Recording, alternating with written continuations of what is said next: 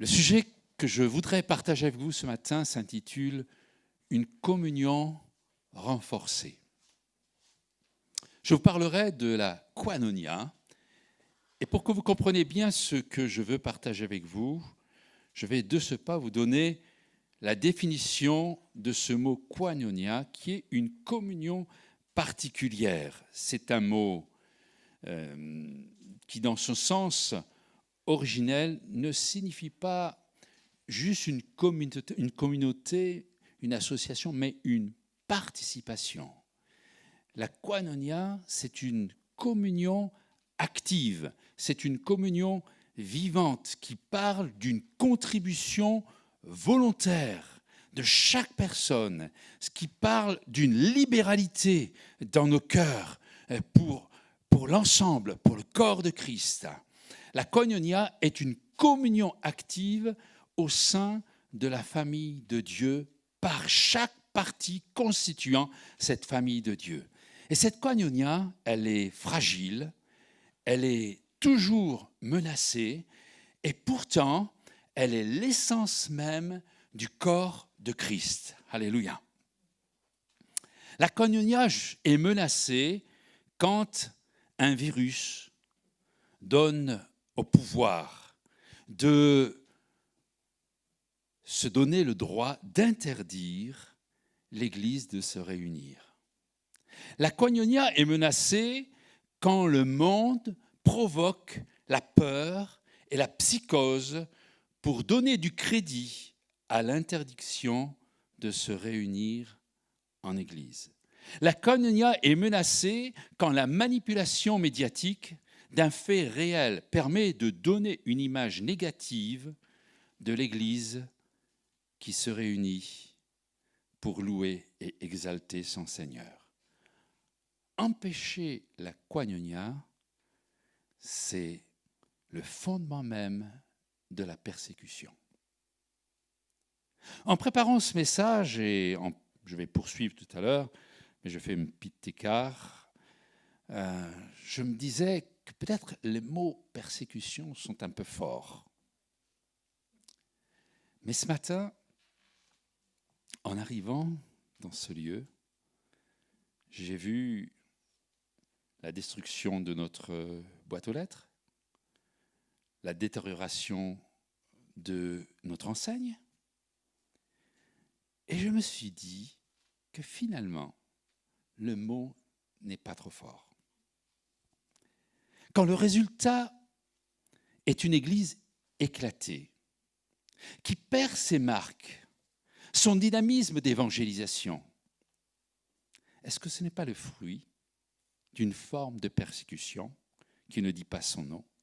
Quand l'Église doit faire l'effort de se réinventer pour retrouver la communion, ne sommes-nous pas dans une certaine forme de persécution? On va regarder ensemble un peu d'histoire de l'Église. Dans les années 60-64 après Jésus-Christ, alors que l'Église vivait un puissant réveil, un empereur, Néron, a décidé de massacrer les chrétiens. Je vais vous lire un extrait d'un article qui décrit cette persécution. Les chrétiens étaient rendus responsables des crimes les plus odieux et considérés comme étant la cause des grandes calamités, telles que les famines, les pestes, les tremblements de terre. Et on pourrait y ajouter l'origine présumée du coronavirus en France, dans une église évangélique de l'Est de la France. Et quand je dis ça, je n'amplifie pas, je dis une réalité. Alors qu'ils étaient devenus les objets de la suspicion et de la haine publique, de faux témoins, toujours prêts pour un prix honteux à dénoncer des innocents. On pourrait y ajouter l'appel anonyme à la gendarmerie de Vernon par une personne que nous ne connaissons pas pour dénoncer la présence de quelques enfants de Dieu venus pour préparer un culte en vidéo.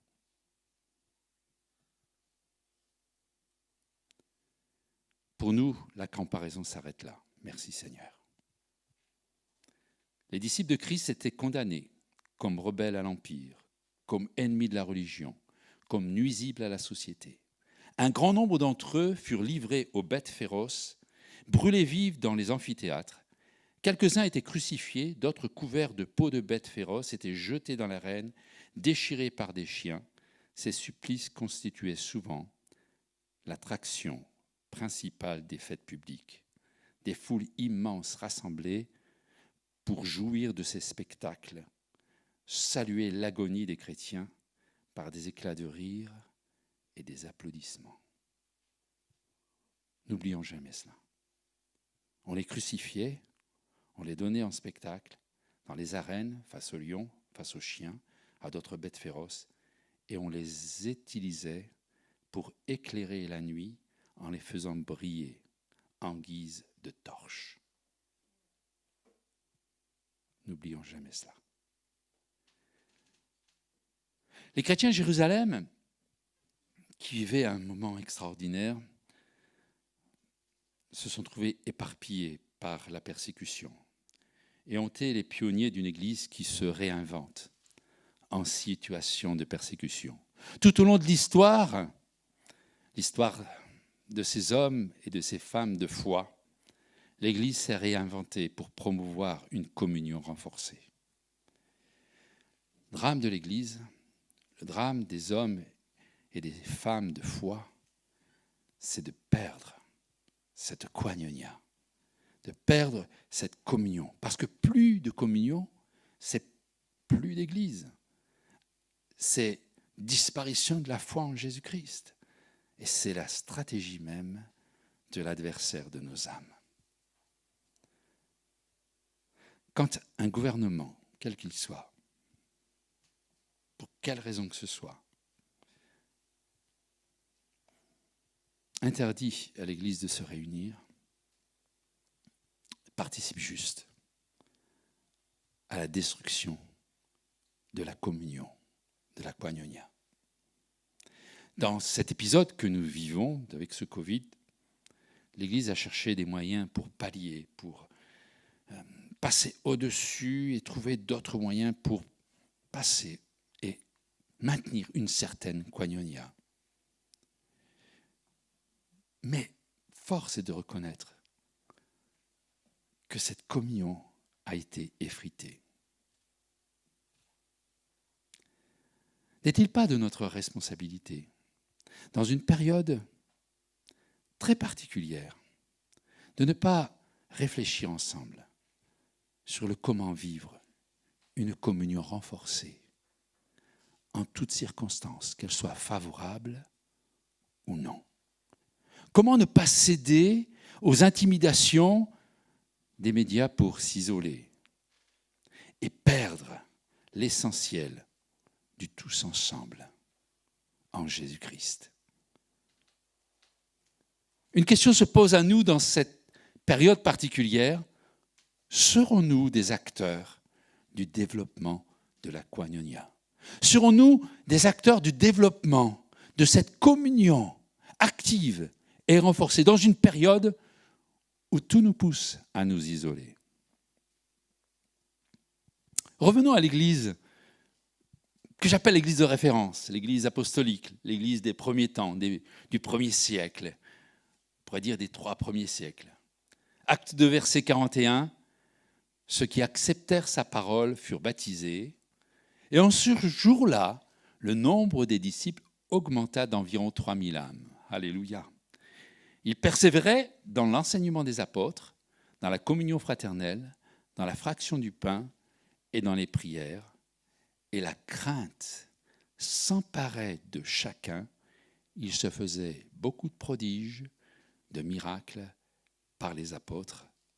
Amen. Alors que l'Église grandissait de manière exponentielle, 3000 âmes, je rêve. Je serais le pasteur le plus heureux de voir l'Église trop petite. Dans cette période extraordinaire, l'opposition ne s'est pas fait attendre. Nous lisons dans 2 chapitres plus loin, les apôtres en situation de difficulté, mis en prison, relâchés, interdits de parler de Jésus. Vous lisez ça dans Acte 4, au verset 17. Puis on voit Étienne lapidé, puis vient la maltraitance d'Hérode, puis le meurtre de Jacques dans Acte chapitre 12. Et cette persécution perdurera jusqu'au IVe siècle, à l'arrivée d'un empereur, Constantin. Ce qui est surprenant et extraordinaire, c'est que l'Église, pendant toute cette période de persécution, a poursuivi sa croissance d'une manière extraordinaire. Elle a développé une communion fraternelle, une communion koinonia d'Église extraordinaire, malgré la persécution, malgré des fausses doctrines. L'Église tenait debout et elle se réinventait quelque part et elle s'adaptait. Dans Acte 14, il est dit, quand ils eurent évangélisé cette ville, au verset 21, et fait un certain nombre de disciples, ils retrouvèrent à Lystre, à Icône, à Antioche, fortifiant l'esprit des disciples, les exhortant à persévérer dans la foi, disant que c'est par beaucoup de tribulations qu'il nous faut entrer dans le royaume de Dieu. C'est assez extraordinaire. Ça ne fait pas baisser la passion des disciples, ça ne fait pas baisser la passion des apôtres. Ils se disent simplement que cette période, il faut juste y aller à fond. Dieu était en action par le Saint-Esprit pour conduire un grand nombre au salut en Jésus-Christ. Le Saint-Esprit conduisait, le Saint-Esprit parlait, le Saint-Esprit agissait, Dieu accomplissait des miracles, mais Dieu n'empêchait pas la persécution. Et même la persécution est devenue un vecteur d'évangélisation du monde. Et ma question, dans notre actualité, la situation que nous vivons pourrait-elle devenir un vecteur d'évangélisation? Un vecteur de développement de notre communion. Après cette période difficile de l'Église persécutée, est arrivée une autre forme de persécution, plus subtile. C'était la persécution sans violence, où Satan s'installe au cœur même de l'Église en se déguisant en ange de lumière. Et ce qui est une nouvelle fois menacé, après le IVe siècle, ce qui est une nouvelle fois menacé, c'est la communion, c'est la koinonia, c'est cette communion active. Parce que on va réduire cette communion active, cette koinonia, quelque chose de faux, qu'on va appeler œcuménisme. C'est en fait une communion au rabais, où elle est entachée de compromis, de péchés. L'esprit du monde pénètre dans l'Église. Je vais vous lire un article sur cette période. La plupart des chrétiens consentirent finalement à sacrifier la pureté de leur foi. Un accord fut conclu entre christianisme et paganisme. Les idolâtres se donnèrent pour convertis et membres de l'Église, tout en demeurant attachés à leur divinité et en se bornant à remplacer les objets de leur culte par les images de Jésus, de Marie, de saints. Le levain d'idolâtrie, ainsi introduit dans l'Église, y poursuivit son œuvre néfaste. De fausses doctrines, des rites superstitieux, des cérémonies païennes se glissèrent dans le credo et dans le culte chrétien. L'union des fidèles et des idolâtres corrompit le christianisme et l'Église perdit sa pureté et sa puissance. Et depuis cette époque, la koinonia est en grande difficulté. Elle est en grande difficulté non plus, en tout cas pour certains pays et pour le nôtre, non plus par des facteurs extérieurs, mais par des facteurs intérieurs, malgré les différentes périodes de réveil. Et merci Seigneur, il y a eu des temps formidables. Ce phénomène de persécution visant à dénaturer la communion, et cette communion active, cette communion koinonia, elle continue ses ravages. Et elle est alimentée bien souvent par un manque de connaissance de la parole de Dieu, par l'introduction du péché et le retrait du Saint-Esprit. Et tout cela salit même l'image de l'Église. Ce qui est surprenant, c'est que Jésus annonce dans une parabole cet état de fait. Et cela ne devrait pas nous surprendre. Vous connaissez la parabole du bon grain et de l'ivraie? On peut la relire ensemble dans Matthieu chapitre 13 et verset 24. Le royaume des cieux est semblable à un homme qui a semé une bonne semence dans son champ. Mais pendant que les gens dormaient, son ennemi vint, sema de l'ivraie parmi le blé et s'en alla. Lorsque l'herbe eut poussé et donné du fruit, l'ivraie parut aussi. Les serviteurs du maître de la maison vinrent lui dire « Seigneur, n'as-tu pas semé une bonne semence dans ton champ? D'où vient donc qu'il y ait de l'ivraie ?» Il leur répondit « C'est un ennemi qui a fait cela. » Et les serviteurs lui dirent « Veux-tu que nous allions l'arracher ?» Non, dit-il, de peur qu'en arrachant l'ivraie, vous ne déraciniez en même temps le blé.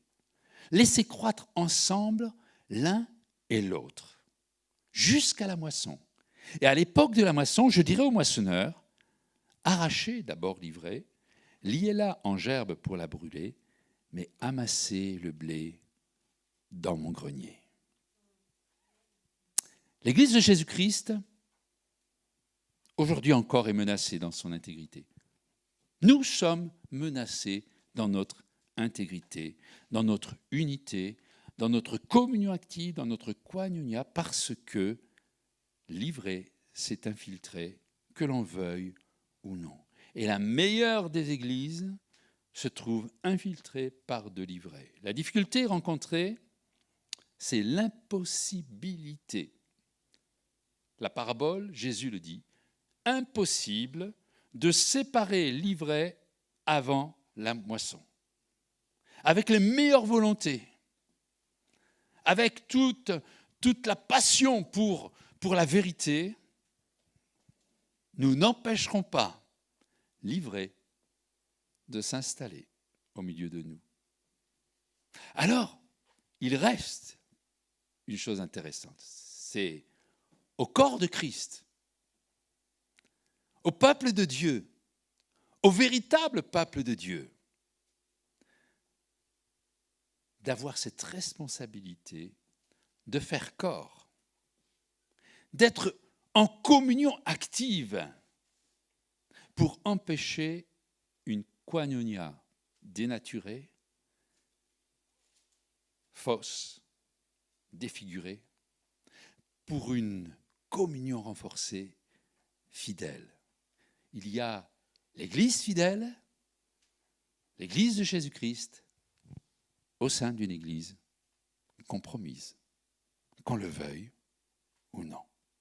Il faut à l'Église de Jésus-Christ, il faut au peuple de Dieu, aux hommes et aux femmes, nés de nouveau, transformés par la puissance du Saint-Esprit, de manifester la différence.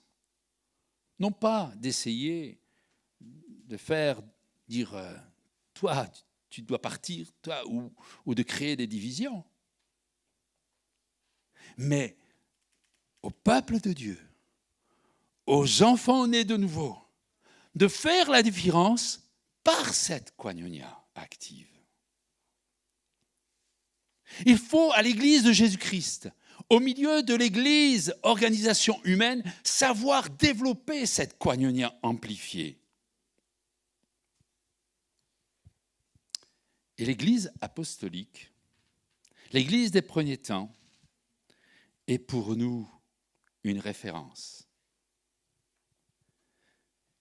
Elle a mis en place 4 piliers de la communion. 4 piliers fondamentaux pour une Église vivante, vivant cette communion puissante par le Saint-Esprit.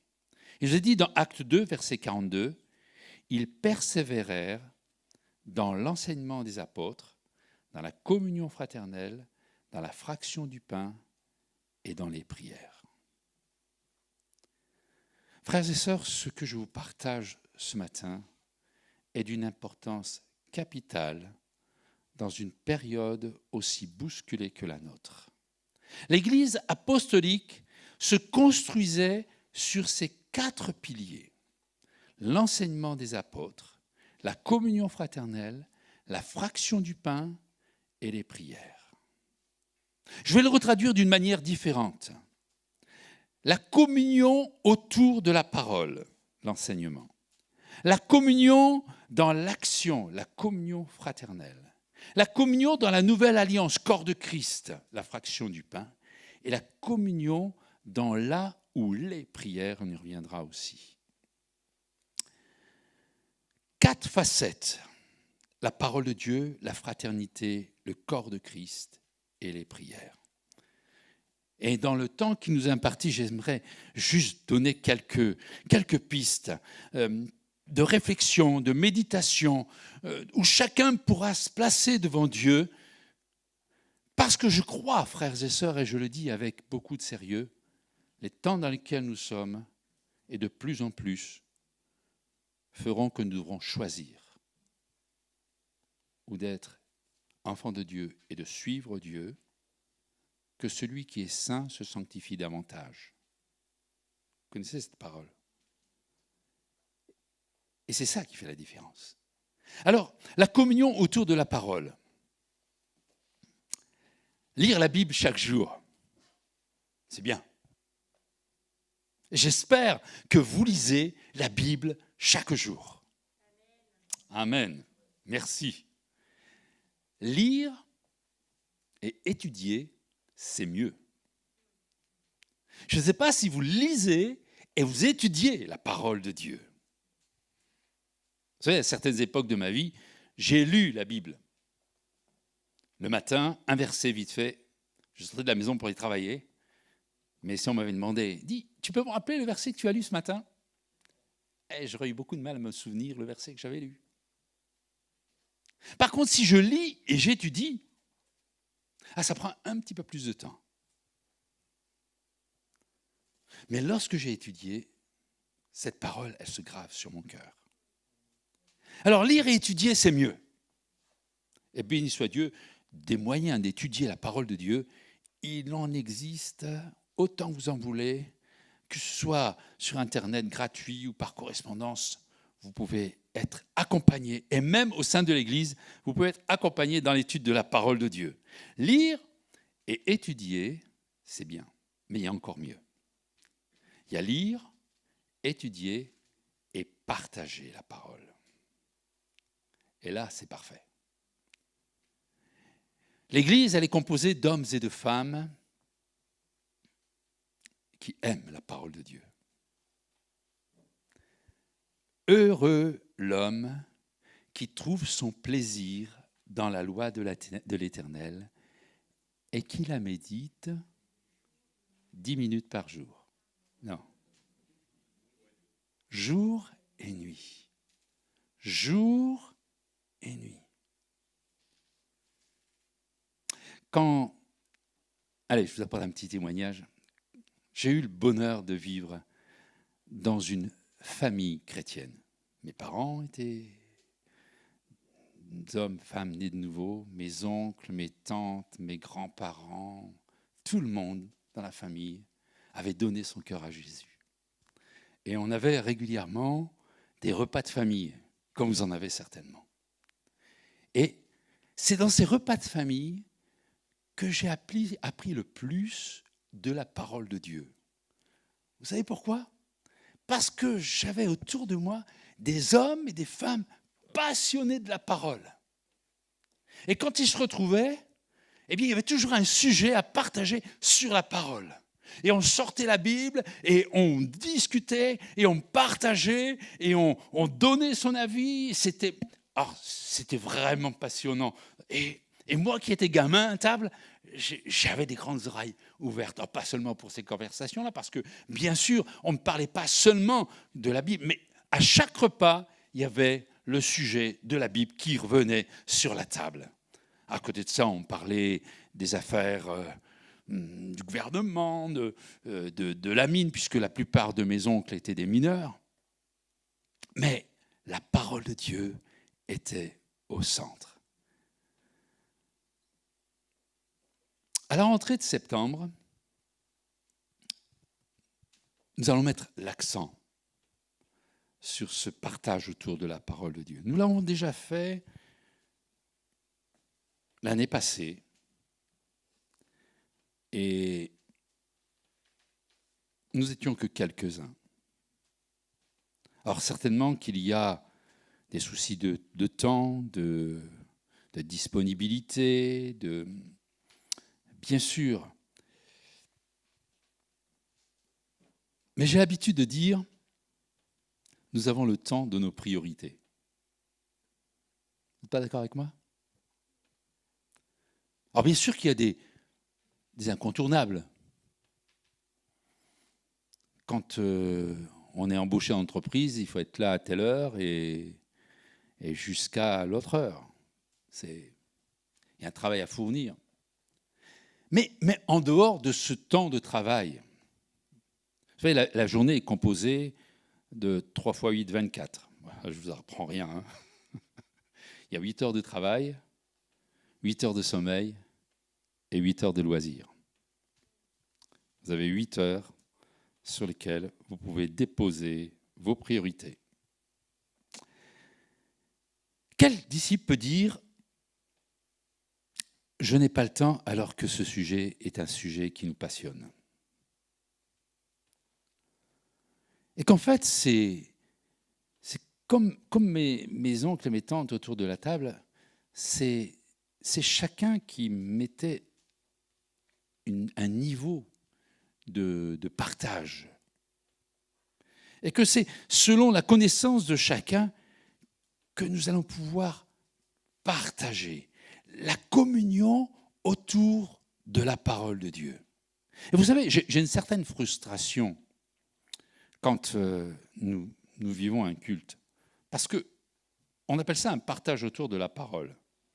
Mais vous êtes d'accord avec moi que le partage est unidirectionnel.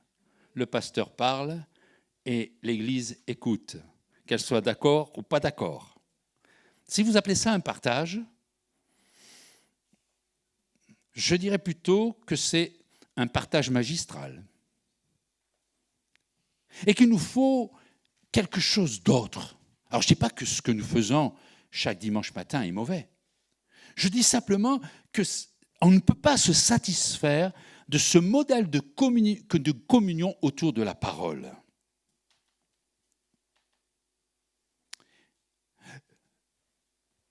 Cette communion autour de la parole, elle doit commencer par nous. Je lis la Bible, j'étudie la Bible, et je partage la Bible déjà dans ma maison. Est-ce que dans votre maison, il y a une communion autour de la parole? J'en sais quelque chose. C'est compliqué. Et c'est vrai que cela dépend de nous et de l'interlocuteur qui se trouve en face de nous. Parfois, et dans certains foyers où l'autre n'est pas converti, ou n'a pas la même soif, ou n'a pas la même passion, c'est certainement plus compliqué. Mais à chaque difficulté, sa mesure de communion. Ce n'est pas parce qu'en face de nous, nous avons quelqu'un qui refuse que pour autant, on ne doit pas avoir un minimum de communion. Quand dans mon milieu de travail, je dois être inventif. Il est évident que si je dis à mes collègues de travail, il est écrit dans Matthieu 28, 20, je suis sûr qu'ils ne vont pas m'écouter. Mais quand j'utilise des choses de l'actualité pour les amener à dire que Dieu conduit les choses et faire connaître qui est Jésus, alors là, je me souviens des conversations qui ont duré. Non, c'était pas bien, parce que c'était au travail, mais à l'époque, j'avais un poste assez particulier où on pouvait discuter 1 heure. Et donc, à cette époque, il y avait les problématiques du peuple d'Israël. Et c'était un sujet qui était voilà, sur les médias et on ne parlait que de cela. Mais j'ai juste utilisé ce que les médias disaient pour les amener à la parole de Dieu. Ça les a interpellés. Ils ont cherché à savoir, ils étaient curieux. Et j'ai pu témoigner de ma foi. Et là, je crois qu'il nous faut être de plus en plus inventifs. Je me souviens de cette anecdote du pasteur Wim Brandt, qui était dans le pays de Ceausescu, Roumanie. Et il avait été emprisonné, l'évangile ne pouvait pas être répandu. Si quelqu'un donnait un fascicule ou un traité, il était tout de suite mis en prison. Alors, ils ont construit quelque chose d'astucieux. Ils ont confectionné un petit livret, et sur les premières pages, ça parlait du gouvernement actuel. Et quand il remettait ce fascicule aux personnes qui, au départ, pensaient que c'était quelque chose voilà, qui parlait d'actualité, quand il tournait la 3e page, ça présentait Jésus-Christ. Sauf que eux, ils étaient déjà bien loin et on ne pouvait pas les rattraper pour les mettre en prison. Ils étaient intelligents dans leur démarche parce que dans leur cœur, il y avait une soif de communion autour de la parole. Pouvons-nous véritablement chanter ce vieux cantique qui disait « Merci pour ta parole, lumière donnée aux hommes, qui nous fait connaître le cœur de Dieu. Elle est la vérité sur mon sentier. Par elle, je veux me laisser guider, faire ta volonté sans murmurer, etc., etc. » Avez-vous remarqué qu'il y a très peu de compositions musicales modernes qui mettent en valeur l'amour de la parole de Dieu? Très étonnant, non? Chanter, dire que nous aimons la parole, c'est peut-être facile. Pour autant, comme ce n'est pas vraiment le cœur, on va très peu le chanter. Mais je reconnais qu'étudier, méditer, partager la parole de manière régulière, avec cœur, avec passion, c'est un exercice difficile qui réclame une action du Saint-Esprit dans nos cœurs et dans nos vies. J'ai eu l'occasion, il y a des années de ça, on était une dizaine de jeunes qui avaient le désir de servir Dieu, et on a tous entrepris d'étudier la parole de Dieu. Alors on s'est inscrit à une formation alors à l'époque il n'y avait pas Internet, par correspondance, qui s'appelait Mission et Réveil. Et tous les 10, on s'est mis à fond pour étudier la parole. Alors, bon, je ne veux pas me mettre en avant, et ne prenez pas ça comme la gloriole, mais c'est juste un constat. Savez-vous, sur les 10, combien ont terminé la formation? Un seul. Parce que ce n'est pas facile. Parce qu'il y a toute une opposition à cela. Parce qu'il y a une opposition à la communion par elle-même. Et qu'il y a, que l'on veuille ou non, cette ivresse qui se trouve dans nos vies, dans l'Église. Je ne veux jamais oublier que pendant très longtemps, la parole de Dieu, on ne pouvait pas la lire. Et que celui qui possédait, et encore aujourd'hui dans certains pays, celui qui a la parole de Dieu, la Bible, il était mis en prison. Mais nous avons un accès facile. Profitons de ce temps de liberté que nous avons pour travailler sur cette communion autour de la parole de Dieu. Et puis, pour revenir aux choses très terre à terre, nous entrons dans une période de vacances. Vous allez prendre du repos, vous allez vous prélasser, vous allez vous promener, vous allez prendre du bon temps et c'est bon de relâcher, de lâcher prise par rapport à toute cette vie active. Et si, pendant cette période-là, vous preniez votre Bible, et si vous mettiez en place de bonnes habitudes pour déjà commencer à la lire un peu plus, à l'étudier un peu plus, et puis à prendre cette bonne habitude de partager cette parole de Dieu. Parce que c'est un fondamental de la communion. Le deuxième point, la communion fraternelle. Ah, là, on connaît bien la communion fraternelle. Mais dans le contexte actuel sanitaire, ne trouvez-vous pas que notre communion fraternelle a été fragilisée?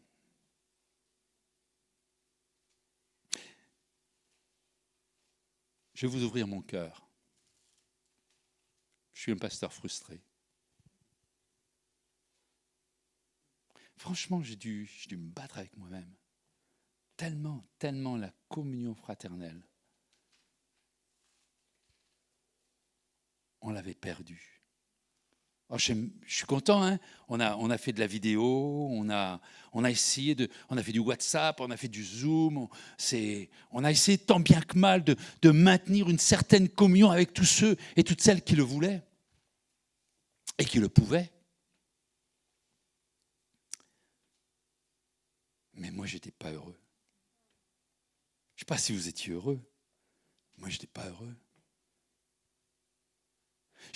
J'ai besoin de la communion active. Je suis triste, et franchement triste, de ne pas pouvoir aller avec l'équipe Quartier Libre aux Boutardes pour nous occuper des enfants, pour nous fatiguer, parce que je peux vous assurer que ce dimanche-là, Jean-Pierre, le soir, il ne faut rien lui demander. Mais c'est ma joie, c'est mon bonheur de pouvoir faire des choses avec mes frères et sœurs qui ont la même passion que moi pour l'Évangile. Et si on pouvait en faire plus, je ferais plus parce que j'ai ce cœur et ma vie, c'est ça. Et quand il n'y a pas ça, quand il n'y a pas cette communion, en dehors du pasteur que je suis, l'enfant de Dieu est frustré.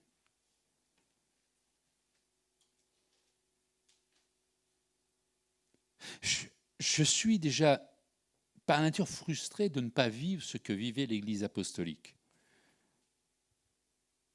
L'Église apostolique, ils étaient chaque jour, tous ensemble, assidus au temple. Ils rompaient le pain dans les maisons, prenaient leur nourriture avec joie et simplicité de cœur, louant Dieu et trouvant grâce auprès de tout le peuple. Et le Seigneur ajoutait chaque jour à l'Église ceux qui étaient sauvés. Vous n'avez pas envie de vivre cette Église-là? Wow, Seigneur! Mais le cœur même de tout cela, c'était cette communion active. Alors c'est vrai que dans notre modèle de vie du XXIe siècle, compliqué de se retrouver chaque jour ensemble pour avancer dans l'œuvre de Dieu, pour communier autour de la parole. Mais sans atteindre cette dimension-là, quel est notre cœur? Quelle est notre passion pour vivre ensemble quelque chose?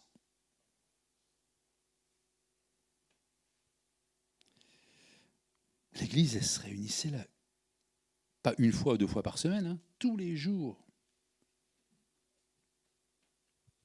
Et là encore, pour nous, alors je disais, toute proportion gardée, et la vie du XXIe siècle n'est certainement pas la vie de ces premiers siècles. Mais malgré tout, je m'interroge.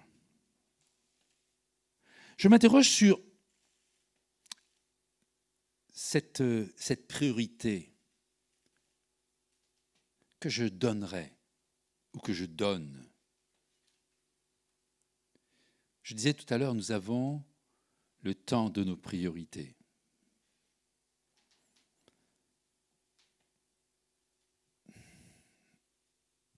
Il est bon, dans cette période dans laquelle nous sommes, de se remettre en question, personnellement. Je veux pas dire que, voilà, je suis au-dessus de la mêlée, je veux simplement dire qu'ensemble, on a besoin de considérer notre communion fraternelle. Vous avez déjà vu des amoureux? Vous vous souvenez de ces premières semaines, de ces premiers mois où vous étiez amoureux de votre mari aujourd'hui ou de votre épouse? Waouh! Ouais. On cherchait juste à être ensemble. C'était pas une loi, hein? On avait juste envie d'être ensemble tout le temps. On n'avait même plus envie d'aller travailler, on n'avait même plus envie d'aller à l'école. On avait envie d'être avec celle ou celui qu'on aimait. Et il n'y avait pas besoin que nos parents nous disent « Tu dois aller voir ta fiancée ou ton fiancé. »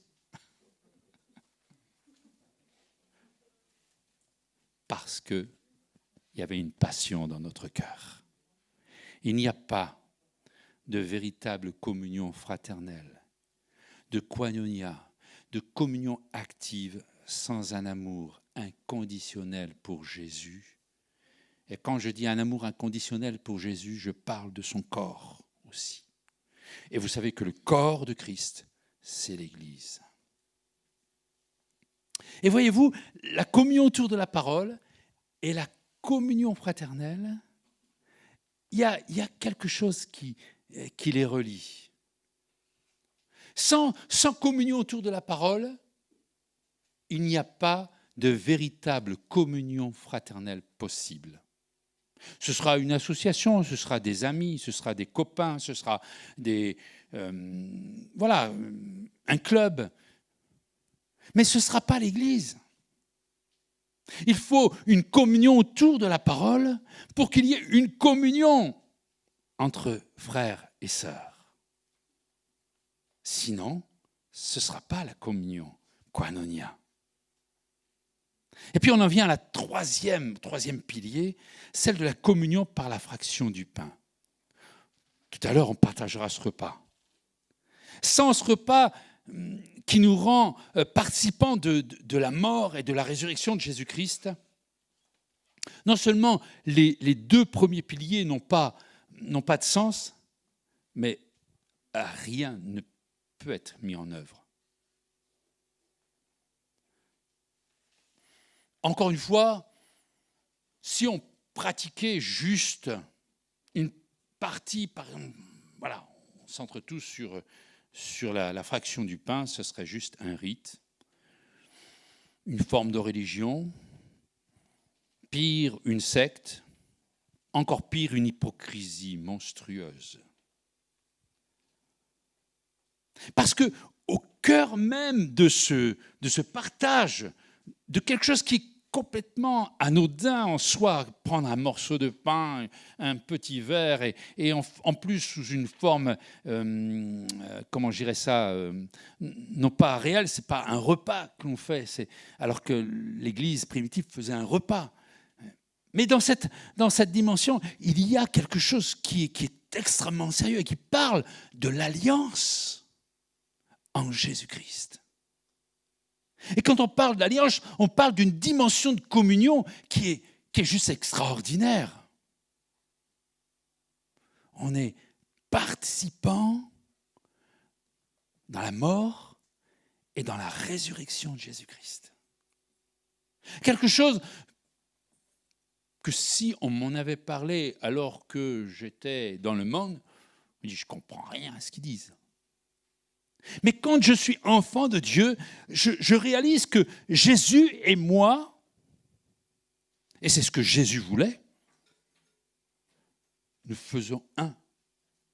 Et comme vous faites un aussi avec Jésus, par sa mort et sa résurrection, nous sommes unis les uns les autres en Jésus-Christ.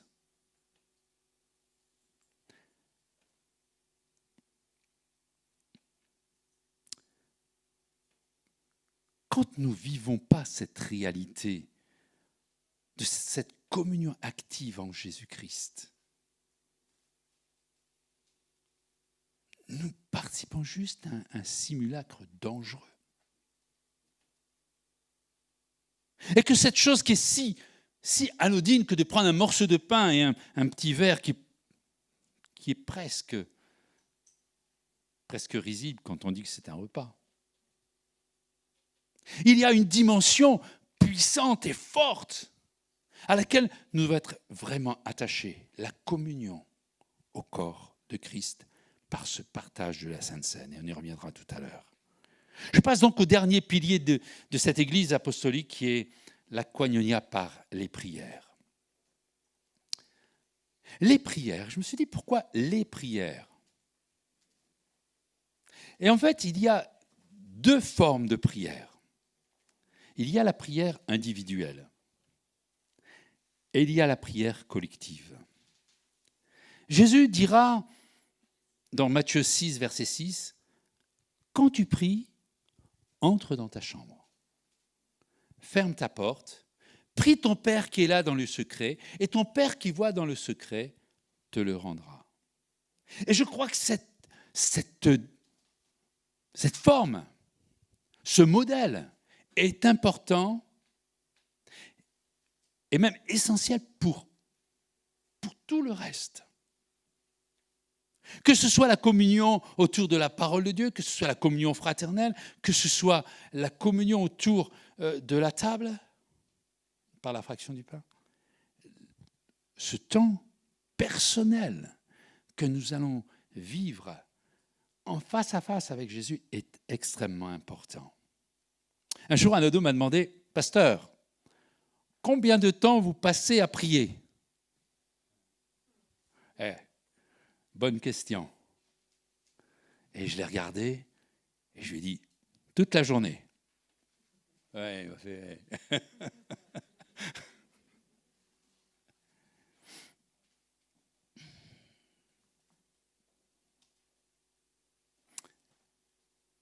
Est-ce que vous passez toute votre journée en communion avec votre Dieu?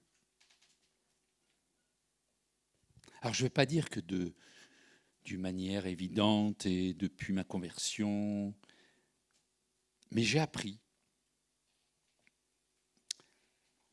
que être en communion avec Dieu, quand j'étais technicien, quand je suis passé dans le business, le commerce, quand j'étais manager, quand j'étais dans des réunions importantes, j'étais toujours en communion avec Jésus.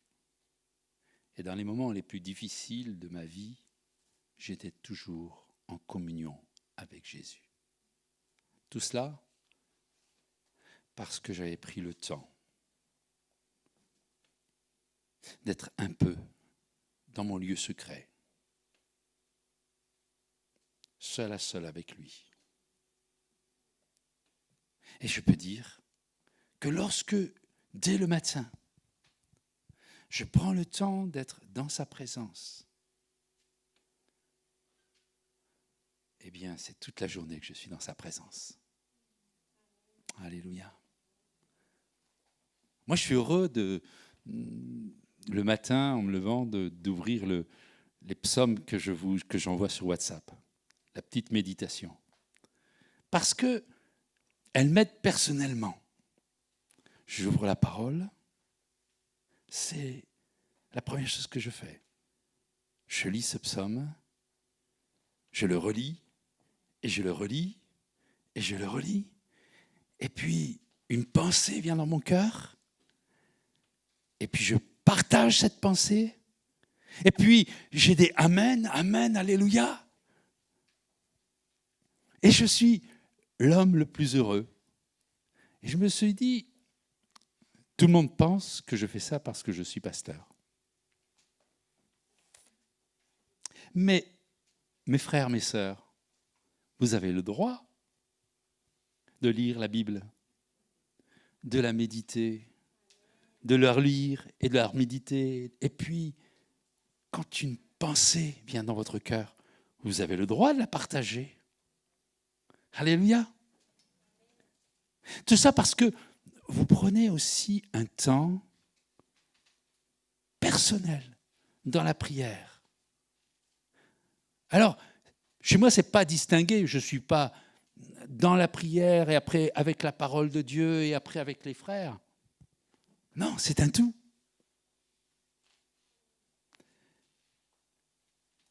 Et puis, il y a la deuxième forme, c'est la prière collective.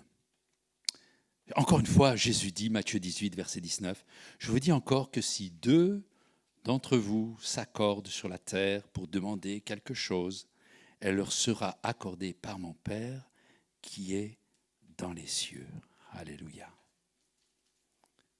Et c'est tellement important, frères et sœurs, de se retrouver dans la communion, dans la prière. Avant le Covid, nous nous réunissions en physique et nous nous retrouvions une dizaine de personnes.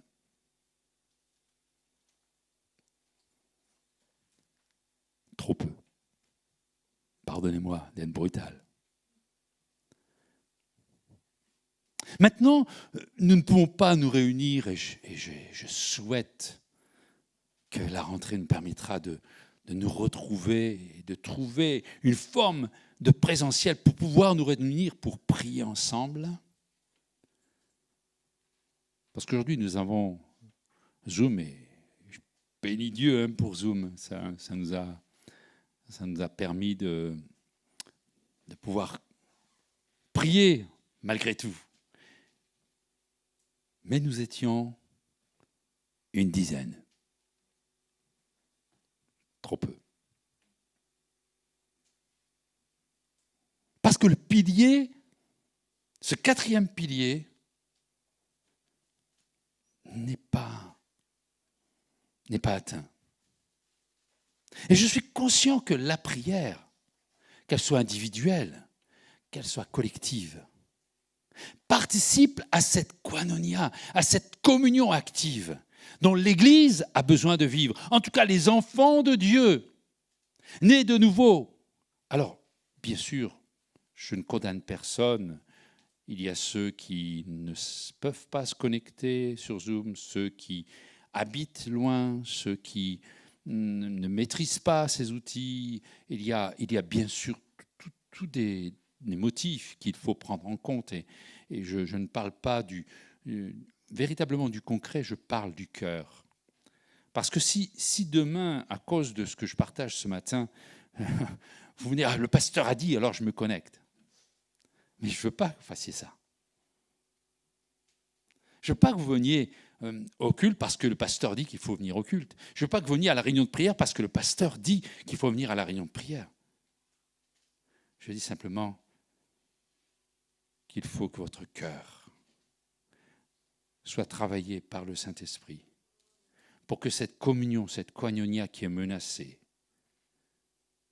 puisse être renforcée dans cette période dans laquelle nous vivons. Et je conclus ce matin, demandant aux musiciens de venir se réinstaller. La koinonia, cette communion active, elle devient naturelle quand nous sommes nés de nouveau et remplis du Saint-Esprit. C'est une véritable richesse de l'Église vivante. C'est quelque chose, frères et sœurs, chers amis, si vous n'aimez pas la parole de Dieu, vous ne pouvez pas être en communion dans l'Église. Si vous n'aimez pas vos frères et sœurs, vous ne pouvez pas être en communion avec l'Église. Si vous ne pouvez pas partager le repas du Seigneur, vous ne pouvez pas être en communion avec l'Église. Si vous ne priez pas, si vous n'avez pas une relation avec Dieu personnelle et collective, vous ne pouvez pas vivre la véritable communion. C'est pas une définition donnée par un homme. C'est juste un élément factuel de la parole de Dieu.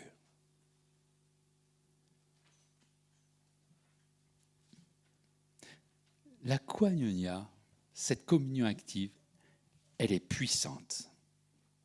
Elle est puissante pour contrer toutes les flèches de l'adversaire. Et l'Église, et là je reviens à l'Église persécutée. L'Église persécutée où les frères et les sœurs sont mis en prison, vous savez, ce qui les fait tenir, ce qui leur permet de vivre les plus grandes brimades dans les prisons. Lisez les témoignages. C'est parce qu'ils savent, déjà dans leur entourage, qu'il y a des hommes et des femmes qui les aiment, qui les entourent, qui les soutiennent, qui sont là, qui sont prêts à prendre des risques pour eux. Et puis, il y a toute cette Église qui est dans le monde et dont ils ont des nouvelles et qui disent, vous savez, il y a des frères et des sœurs par milliers qui prient pour vous. Et le témoignage de ces personnes qui sont meurtries par la persécution, ils restent debout, ils restent fidèles à la foi parce qu'ils ont conscience de cette koinonia. Ils ont conscience de cette communion. Vous mesurez combien cette chose est précieuse. Et à la fois, combien elle est attaquée par l'adversaire, par tous les moyens qu'il a à sa disposition, soit par la persécution physique, soit par la liberté et le confort, soit par toutes sortes d'autres manipulations, et même par des épidémies où on va mettre ça sur le dos des chrétiens. Mais une chose nous rassure, et ce sera le dernier passage, Romains chapitre 8. Mais dans toutes ces choses, nous sommes plus que vainqueurs par celui qui nous a aimés. Car j'ai l'assurance que ni la mort, ni la vie, ni les anges, ni les dominations, ni les choses présentes, ni les choses à venir, ni les puissances, ni la hauteur, ni la profondeur, ni aucune autre créature ne pourra nous séparer, briser la communion, briser la koinonia. Rien ne pourra nous séparer de l'amour de Dieu manifesté en Jésus-Christ, notre Seigneur. Rien ne peut nous enlever la communion active. Rien ne peut nous séparer, nous diviser de l'amour de Christ, de Dieu manifesté en Jésus-Christ, si nous sommes en Jésus.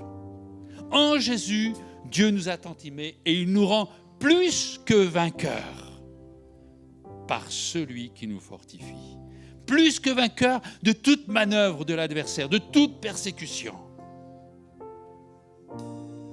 Est-ce qu'on peut courber nos fronts maintenant?